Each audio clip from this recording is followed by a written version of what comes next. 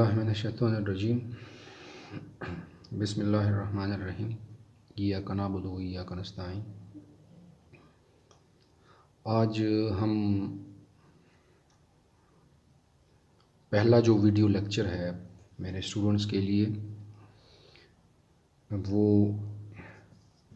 BS 4th semester के लिए है और उसमें हम एनिमल डाइवर्सिटी पढ़ेंगे। एनिमल डाइवर्सिटी, ठीक है, एनिमल डाइवर्सिटी हम पढ़ेंगे। और अगर हम पिछले 3rd सेमेस्टर की बात करें तो 3rd सेमेस्टर में हमने भी एनिमल डाइवर्सिटी ही पढ़ी थी, लेकिन वो जो डाइवर्सिटी थी वो इनवर्टिब्रेट से रिलेटेड थी, ठीक है। मतलब उसमें हमने मुख्तलिफ फाइलम्स पढ़े थे, ठीक है, जिसमें वर्टिब्रल कॉलम ना हो, उन एनिमल्स के बारे में हमने पढ़ा था। इस सेमेस्टर में हमने जो हमारा टारगेट होगा वो एनिमल डाइवर्सिटी है, और एनिमल डाइवर्सिटी में फिर हमने क्या पढ़ना है जी, वर्टिब्रेट्स डाइवर्सिटी पढ़नी है, ठीक है। इसके लिए मैं आपको एक बुक रिकमेंड करता हूँ, मार्केट में मौजूद है, रियाजुल हक रामे की बुक है, ठीक है, रियाजुल हक रामे की बुक है। आपके जो सीनियर्स हैं उनसे भी आप ले सकते हैं, मार्केट में भी इजीली अवेलेबल है। तो चलिए जो लेक्चर है वो स्टार्ट करते हैं। इसमें टोटल जो है ना वो छः चैप्टर्स हैं। इस पूरे कोर्स आउटलाइन में जो है ना वो हमने 6 चैप्टर्स पढ़ने हैं, ठीक है। हेमिकॉर्डेट्स हैं, फिशेस हैं, रेप्टाइल्स हैं, बर्ड्स हैं, मैमल्स हैं, ठीक है, एक और भी है। टोटल हमने 6 पढ़ने हैं। सबसे पहले जो हम स्टार्ट करेंगे जिस चैप्टर से, ठीक है, वो है मैमल्स, ठीक है। आई एम सॉरी अगर कैमरा आउट ऑफ फोकस कर रहा है, तो आपने चूँकि जगह कम है तो आपने स्क्रीनशॉट्स लेने हैं और बस आपने उसको बाद में फिर देखना है। मैमल से हम स्टार्ट करते हैं, ठीक है। तो सबसे पहले आपने अगर वो बुक जो मैंने आपको अभी रियाजुल हक रामे की बुक बताई है वो आपने लेनी है, उसके ऊपर लिखा होगा ज़ूलॉजी सी, ठीक है, वो बुक आपने लेनी है बेसिकली।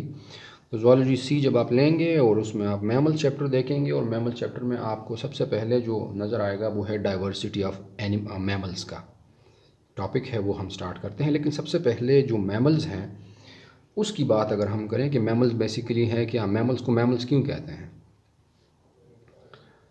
तो जो मैमल्स हैं, मैमल्स वर्ड जो है वो मामा से निकला है, ठीक है, या मैमा है, जो भी है आपने उसको प्रोनाउंस करना है, मामा या मैमा, ठीक है। तो इसका मतलब बेसिकली ये ग्रीक वर्ड है और ये it represents the mammary glands, ठीक है, मेमरी ग्लैंड्स। तो मेमरी ग्लैंड जो हैं ये बेसिकली ऐसे ग्लैंड्स हैं, ठीक है, जो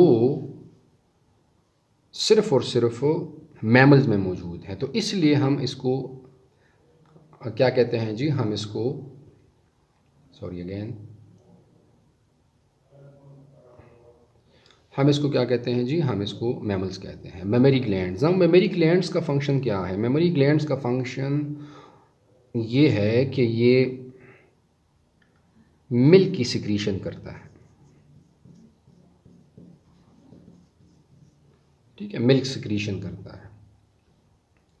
लैक्टेशन एक ऐसा फिनोमेना है, या लैक्टेशन एक ऐसा वर्ड है, या एक ऐसा प्रोसेस है कि जिसमें मैमल जो एनिमल है वो अपने बच्चे को फीड करता है बाय इट्स ओन मिल्क।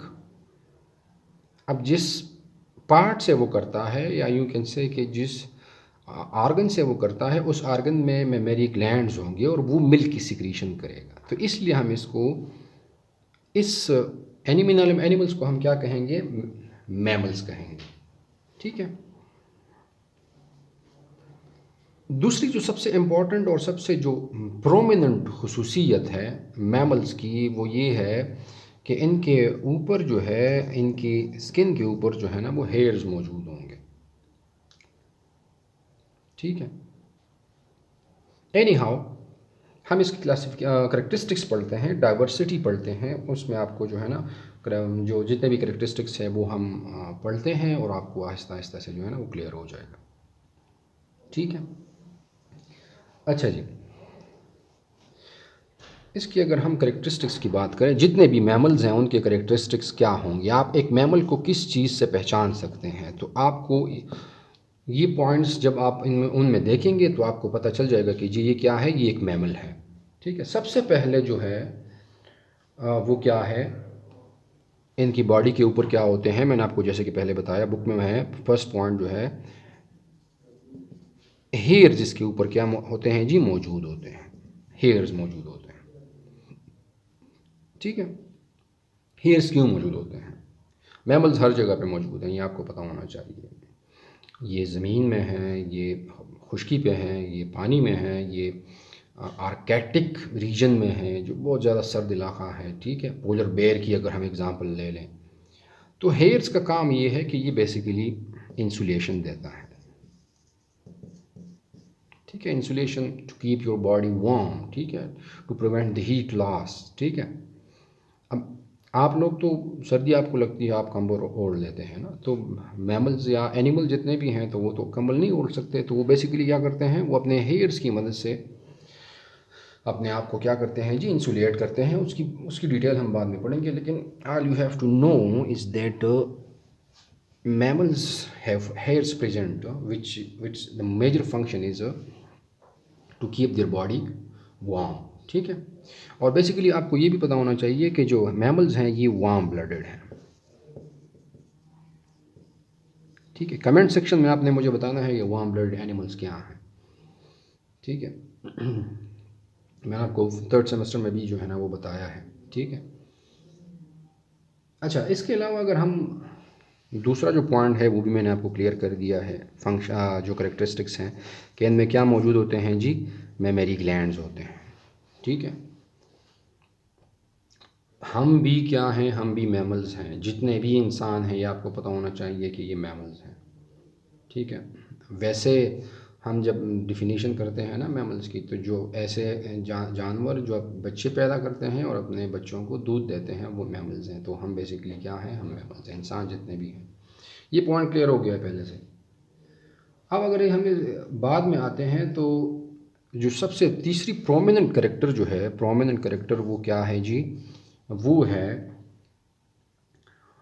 इनके दांत। ठीक है। टीथ।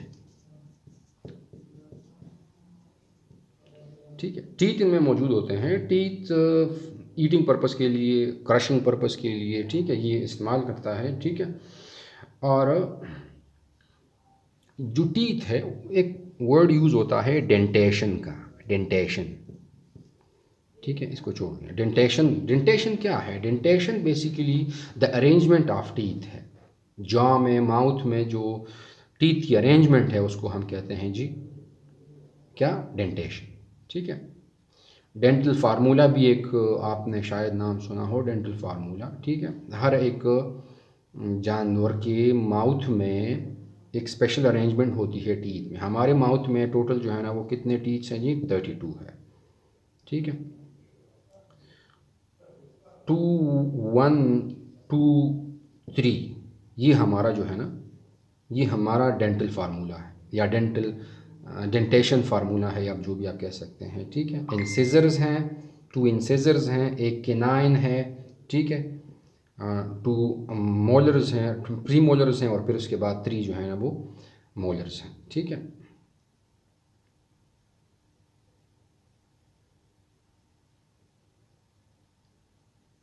तो ये कितने हो गए, 1 2 3 4 5 6 7 8।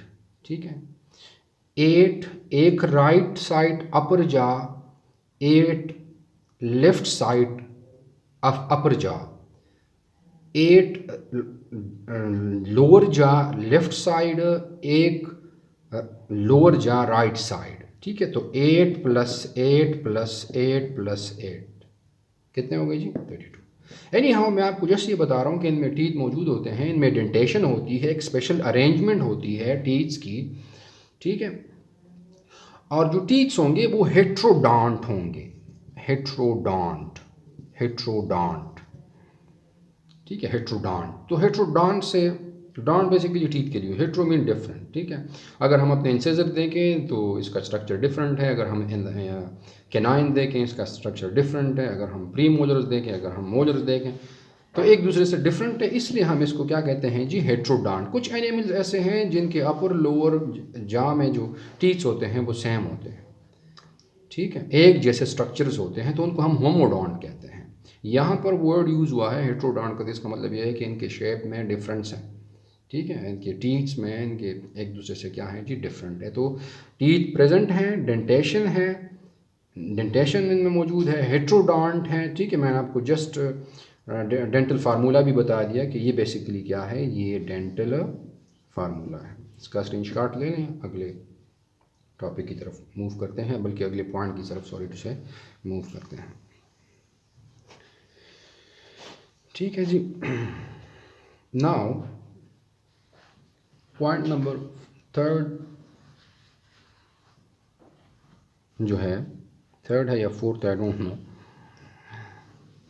इनमें क्या मौजूद होते हैं? इनमें ऑसिकल्स होते हैं, ठीक है, ऑसिकल्स, ऑसिकल्स, ठीक है ना। What are ossicles? Ossicles basically हमारा जो एयर है, एयर में फिर मिडल एयर है, मिडल एयर में क्या होते हैं जी? बोन्स होते हैं, एंकस, ठीक है, एंकस, मैलस एंड स्टेपीज या स्टेप्स, इन तीनों को कलेक्टिवली क्या कहते हैं? ऑसिकल्स कहते हैं, ठीक है, ऑसिकल्स कहते हैं।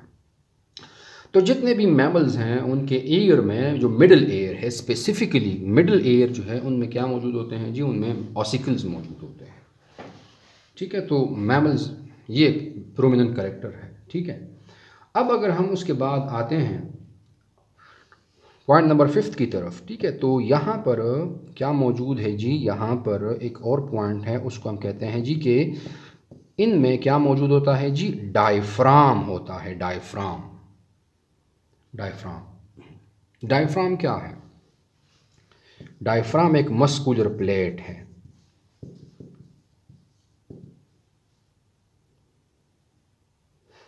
सॉरी टू से असल में पढ़ाना छोड़ दिया है तो वो स्पेलिंग्स भी जो है ना थोड़ा सा, मस्कुलर प्लेट है, ठीक है, मस्कुलर प्लेट है। कहाँ पे मौजूद होता है ये? से फॉर एग्जांपल आपका क्या है जी? यहाँ पर आपके लंग्स हैं 2, ठीक है, चेस्ट कैविटी है, चेस्ट कैविटी की बिल्कुल बेस पर, और ये जो एब्डोमिनल रीजन है इसके टॉप पर ये प्लेट मौजूद होती है, ये डोम शेप है, इस तरह की है, इसको डोम शेप कहते हैं, ठीक है। तो ये बेसिकली इंस्पायरेशन और एक्सपायरेशन में हेल्प करती है, ठीक है। जब आप क्या करते हैं, जब आप इनहेलेशन करते हैं तो ये डोम शेप स्ट्रक्चर जो है ना, ये नीचे की तरफ बैठ जाता है, to increase the surface area for what? For the lungs। और जब आप एक्सपायरेशन करते हैं तो ये डोम शेप स्ट्रक्चर जो नीचे की तरफ प्रेस हुआ है ये ऊपर की तरफ आएगा, ठीक है। For what you can say to kick out the air from the lungs. तो ये एक डायफ्राम मौजूद है मैमल्स में जो कि एक प्रोमिनेंट करेक्टरिस्टिक है। अस्सलाम वालेकुम, ठीक है। इसके बाद जो नेक्स्ट पॉइंट है करेक्टरिस्टिक्स में, ठीक है, वो ये है कि स्किन की अगर हम बात करें, स्किन की, तो एक तो मैंने आपको पॉइंट बता दिया कि इसमें हेयर्स हैं, ठीक है। स्किन एक बहुत की रोल प्ले करता है इनकी मेटाबॉलिक एक्टिविटीज़ में, है मैमल्स के, ठीक है। तो एक हेयर है जो कि मैंने आपको बताया कि किसके लिए काम करता है, भूल गए, इंसुलेशन। दूसरा मैंने आपको ये बताया था अभी, बल्कि सॉरी टू से बताने वाला हूँ कि ये जो स्किन है, इसमें क्या मौजूद होते हैं जी, इसमें ग्लैंड्स होते हैं, ठीक है। ये जो मेमोरी ग्लैंड्स हैं ना, उनका इनका ओरिजिन भी जो है ना वो क्यूटेनियस है, या यू कैन से कि स्किन है। एनी हाँ, उसको हम छोड़ते हैं। इनमें क्या मौजूद होते हैं जी, ग्लैंड्स होते हैं, ठीक है, स्किन में मौजूद होते हैं, ठीक है। सेंट ग्लैंड्स होते हैं, ठीक है। और दूसरा क्या होता है जी, सबेशियस ग्लैंड्स होते हैं, सबेशियस सबेशियस ग्लैंड्स होते हैं।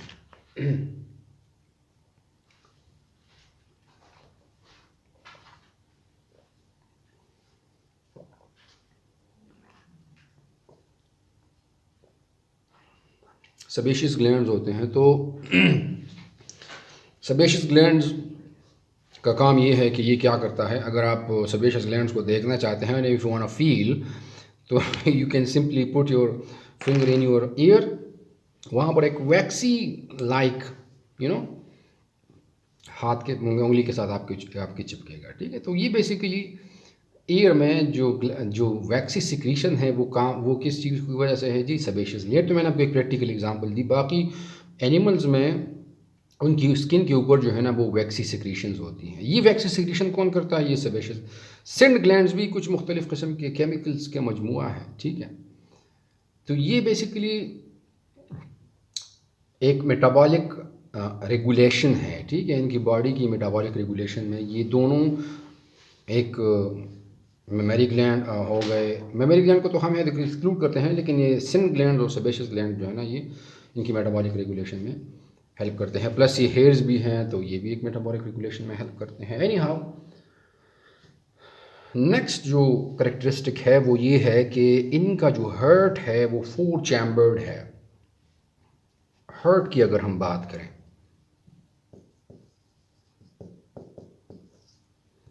ठीक है, हार्ट, दिल जिसको आप कहते हैं, ठीक है। कभी उसमें आप तीर अंदर कर लेते हैं, कभी क्या करते हैं बच्चों की तरह, यू नो। तो हार्ट जो है, अगर हम सिंपल बिल्कुल या आप लोगों की तरह उसको ड्रा कर लेते हैं, चलें इस तरह, अगर हम मैमल्स के हार्ट की बात करें तो ये 4 चैम्बर्ड है, ठीक है, 4 चैम्बर्ड है। वैसे ये होता इस तरह नहीं है, थोड़ा सा इलांगेटेड होता है। ये जो कॉनिकल ये एपेक्स है, ये रूट है बेसिकली, ठीक है। अब आप सोच रहे हैं कि सर जी यहाँ पर ये तो नहीं, ये अपसाइड डाउन होता है, वो आप बाद में चेक कर लें। ये 4 चैम्बर्ड होता है, ठीक है। अब अगर मैं इस हार्ट को 2 हिस्सों में डिवाइड करूँ, ठीक है, अपर एंड लोअर, तो ये वेंट्रिकल्स हो गए, ये जो रीजन है ये वेंट्रिकल्स हो गए, और ये क्या हो गए जी, ये ऑरिकल्स हो गए, ऑरिकल्स। इसको मैं फर्दर राइट एंड लेफ्ट में डिवाइड करता हूँ, ठीक है। तो ये राइट ऑरिकल हो गया, ये लेफ्ट ऑरिकल हो गया, सॉरी, ये राइट वेंट्रिकल हो गया, ये लेफ्ट वेंट्रिकल हो गया। तो ये कितने हो गए चैम्बर्स, युवा दुआ द्रे सलो 1 2 3 4 चैम्बर्ड हार्ट है ये जी, ठीक है। अच्छा जी, इसके अलावा अगर हम ब्रेन की बात करें, ब्रेन की, ठीक है, ब्रेन का यू कैन से कि ब्रेन अगर हम इसको डिवाइड करें तो ये एक फोर ब्रेन है, ठीक है, मिड ब्रेन है, ठीक है, और तीसरा जो है ना वो हाइंड ब्रेन है। फोर ब्रेन का फर्दर जो है ना वो 3 पार्ट्स हैं, ठीक है, थैलेमस, हाइपोथैलेमस और सेरेबलम, ठीक है, सेरेबलम है, ठीक है। तो सेरेबलम जो है, ठीक है, सेरेबलम, ये बेसिकली फिर फर्दर इसके 2 पार्ट्स होते हैं। से फॉर एग्जांपल अगर हम ये अगला जो ब्रेन है उसके, ठीक है, तो इसके फिर फर्दर जो है ना एक आउटर रीजन है और एक इनर रीजन है ब्रेन का, इस फोर ब्रेन का एक। तो यहाँ पर पॉइंट मैं आपको ये बता रहा हूँ, ठीक है, कि ये पार्ट है ये सेरेब्रल कॉर्टेक्स कहलाता है, सेरेब्रल कॉर्टेक्स कहलाता है। तो ये जो सेरेब्रल कॉर्टेक्स है ये बहुत ज़्यादा बड़ा होगा, ठीक है, जितने भी मैमल्स हैं, मैमल्स का जो फोर ब्रेन इनफैक्ट अगर हम पूरे ब्रेन में बात करें तो हम सबसे बड़ा जो ब्रेन है वो फोर ब्रेन है, ठीक है, ठीक है। सेरेब्रल हेमिस्फेयर्स हैं वो खैर उसको छोड़ दें, लेकिन मैं आपको एनी हाउ आज के लेक्चर के लिए इतना ही काफ़ी था, ठीक है। इसको इंशाल्लाह फिर हम फर्दर कंटिन्यू करेंगे, एक एक पार्ट को जो है ना वो हम लेंगे, एक एक पार्ट को हम एक्सप्लेन करेंगे, ठीक है, कि जी इसमें क्या होता है। इसके स्किन को हम देखेंगे, हेयर्स को देखेंगे, हार्ट को देखेंगे, ईच एंड एवरीथिंग को हम उसकी जो क्लासिफिकेशन है उसको भी हम जो है ना वो थोड़ा सा करेंगे एक्सप्लेन, ठीक है। एनी हाउ अगर आपके माइंड में कोई क्वेश्चन वगैरह है तो आप इसको नीचे कमेंट सेक्शन में लिख सकते हैं। Thank you so much. अल्लाह हाफ़िज़।